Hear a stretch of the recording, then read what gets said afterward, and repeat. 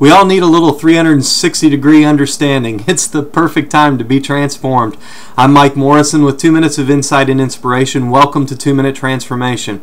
Anytime I have a big problem or a complex situation in my life, I give serious thought to Paul's advice to the Christians at Ephesus. In Ephesians 5 verses 15, 16, and 17, Paul writes, "See then that you walk circumspectly, not as fools, but as wise, redeeming the time because the days are evil.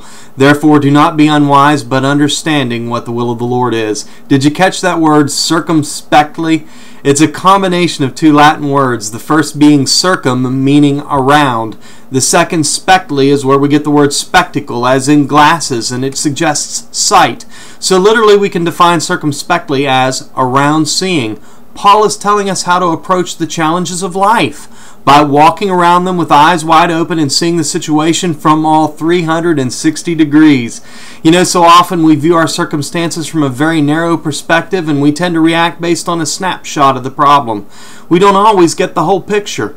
When we take our time and prayerfully look at the situation at hand from all angles, we are better equipped with a fuller understanding with which to decide how best to redeem the time. I love that phrase in verse 16, redeeming the time. Wow, it really puts it in perspective. Have you ever come to the end of your rope and wished that you had counted your losses a little sooner? I think we all have. Paul reminds us that these days that we're living in are full of evil, but they're also ticking away. We've got to be good stewards of the time that we have, and we owe it to ourselves and we owe it to the Lord not to waste it with hasty reactions based on limited understanding. Wisdom beckons us to stay on task and stay focused on God and His plan for our lives.